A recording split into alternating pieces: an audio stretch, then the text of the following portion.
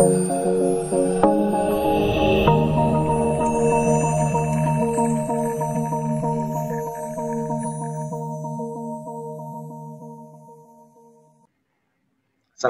warahmatullahi wabarakatuh. Salam semuanya. Pada pertemuan kali ini kita akan membahas percabangan lanjutan. Jadi di pertemuan lalu kita sudah membahas percabangan itu apa. Jadi percabangan adalah salah satu struktur alur dari algoritma. Nah, fungsinya untuk menentukan salah satu pilihan dari banyaknya pilihan. Nah, jadi kalau misalnya ada 10 pilihan, tetap yang dipilih itu hanya satu. Nah, di pertemuan lalu kita sudah membahas percabangan itu dibedakan menjadi dua. Yang pertama adalah simple conditional branch, yaitu if then dan if then else. Nah, berikutnya adalah yang kita mau bahas adalah nested if. Ini masih termasuk dalam simple conditional branch. Nested if ini disebut juga dengan percabangan bersarang. Jadi cirinya itu membentuk lebih dari dua grup atau kelompok baris perintah. Nah, kemudian kondisinya itu lebih dari satu. Jadi yang dicek atau yang diperiksa itu lebih dari satu kondisi. Nah, kemudian dibentuk dari kombinasi if then dan if then else. Nah, bentuk umumnya sebagai berikut. Jadi ada if di dalam if. Nah, kalau digambarkan dalam flowchart itu bentuknya seperti ini. Jadi kalau misalnya kondisinya yang pertama itu benar, maka dia ngecek kondisi yang kedua. Nah, kalau misalnya kondisi yang kedua itu benar, maka dia mengerjakan statement yang pertama. Nah, bentuk umum yang lain adalah if then else. Jadi ada seperti di awal tadi ya, cuma di sini ada di kondisi yang kedua ini ada dua statement. Jadi kalau misalnya kondisi yang pertama itu benar, maka dia mengerjakan kondisi yang kedua. Nah, kalau misalnya dia kondisi yang kedua itu salah, maka dia mengerjakan statement yang kedua. Tapi kalau misalnya kondisi yang pertama itu salah, dia langsung mengerjakan statement yang ketiga. Nah, bentuk dari flowchart-nya sebagai berikut. Nah, bentuk lainnya seperti ini ya. Nah, jadi di sini kalau misalnya kondisi yang pertama itu benar, ada pengecekan kondisi. Nah, kalaupun salah, tetap ada pengecekan kondisi di sini. Nah, ini tergantung dari kasusnya ya. Nah, jadi pada intinya penggunaan nested if ini tergantung dari kasusnya. Nah, ini adalah salah satu contoh implementasi nested if ke dalam bahasa pemrograman C++. Nah, ini bisa kita coba ya.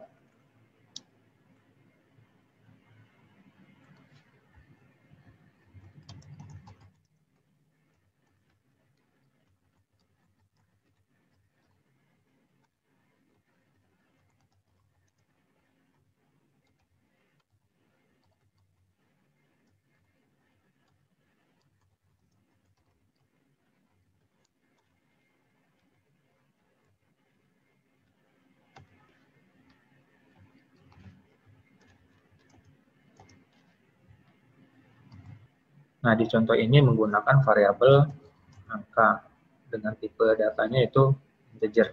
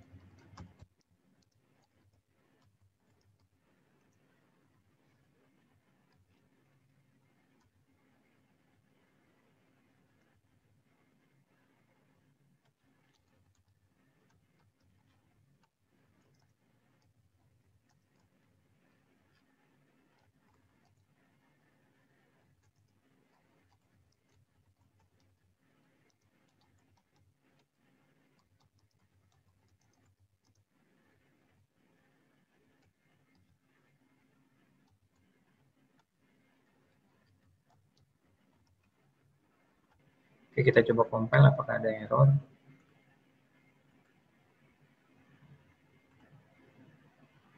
Oke, masih ada yang error ya. Oh, di sini. Oke, kita coba lagi.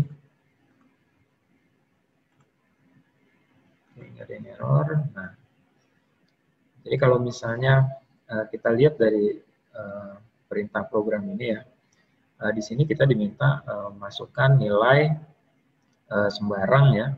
Jadi kalau misalnya saya masukkan nilai 8, ya, dia pada saat saya enter, dia tidak mengerjakan apa-apa ya, karena kalau kita lihat di sini, kalau saya enter, maka ini dicek ya, angka ini nilainya nanti 8 lebih besar dari 5. Betul ya, kondisinya benar.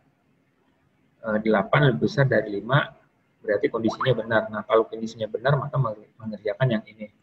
Nah, cuma di sini ada pengecekan kondisi lagi. Jadi kalau misalnya kita lihat di sini, angka sama dengan 9. Berarti di sini 8 sama dengan 9, maka kondisinya salah. Nah, kalau kondisinya salah, berarti selesai. Yang statement ini nggak dikerjakan, tidak selesai, tidak mengerjakan apa-apa. Oke, kita buktikan ya. Nah, jadi kosong ya, tidak menampilkan apa-apa. Kalau kita coba lagi ya, kalau kita masukkan nilai 4, ya, berarti nanti yang dikerjakan ini statement yang setelah else. Kenapa? Jadi kalau misalnya kita lihat di sini, pengecekan kondisi 4 lebih besar dari 5, maka kondisinya salah. Maka dia mengerjakan setelah else. Oke, kita coba ya. Nah, jadi angka yang diinput lebih kecil dari 5. Nah, statement ini kapan dikerjakan? Kalau misalnya angka ini di inputnya itu nilainya sama dengan 9. Berarti yang diinput harus nilainya 9 juga. Misalnya kalau saya masukkan nilai 9, kalau saya enter berarti dia mengerjakan statement yang ini ya. Angka yang diinput mendekati 10. Kenapa? Jadi kalau misalnya kita lihat di sini, angka lebih besar dari 5. Berarti 9 lebih besar dari 5. Maka kondisinya ini benar, jadi yang dikerjakan yang ini. Tapi di sini ada pengecekan kondisi lagi. Jadi 9 sama dengan 9. Maka kondisi ini benar. Jadi statement yang ini yang dikerjakan. Oke, kita coba buktikan ya. Nah, ini angka yang diinput mendekati 10, berarti statement ini yang dikerjakan. Jadi seperti itu ya, contoh dari nested if. Jadi ada if di dalam if. Nah, ini if ini ada di dalam if yang pertama ini.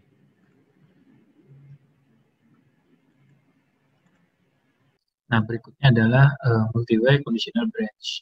Nah, untuk control statement-nya adalah switch case.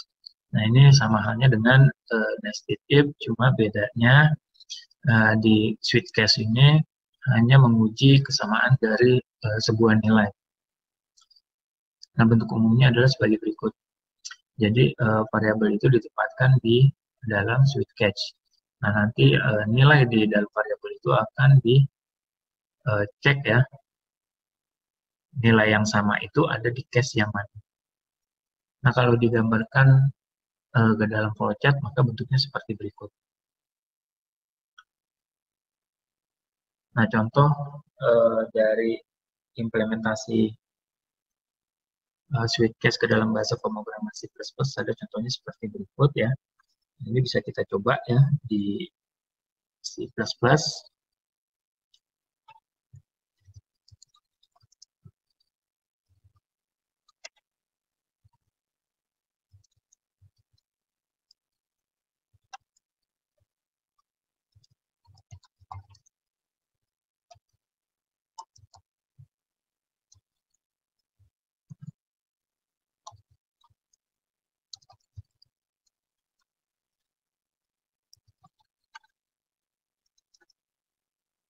Di sini kita pakai variabel,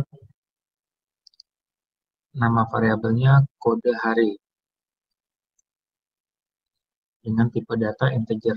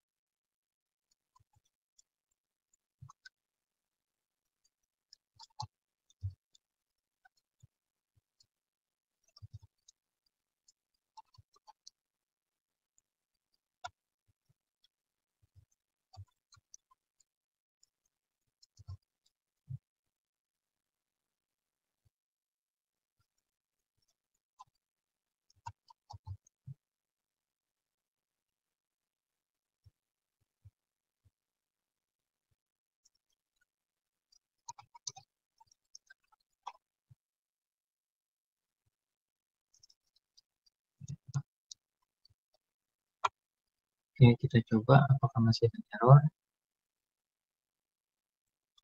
Oke, langsung aja kita running ya. Jadi kalau misalnya saya masukkan nilai 4 ya, maka dia akan ngecek ya nilai 4 itu yang mana. Seharusnya dia masuk ke statement yang ini ya, munculnya hari Kamis. Oke, kita coba. Nah, jadi switch cache itu hanya menguji atau mengecek nilai yang sama tuh yang mana. Oke, jadi kalau misalnya kita masukkan nilai yang tidak ada di dalam cache ini, maka dia akan mengerjakan statement ini. Misalnya contohnya kita masukkan 8. Saya enter, maka kode hari salah. Jadi yang statement yang setelah default ini yang akan dikerjakan.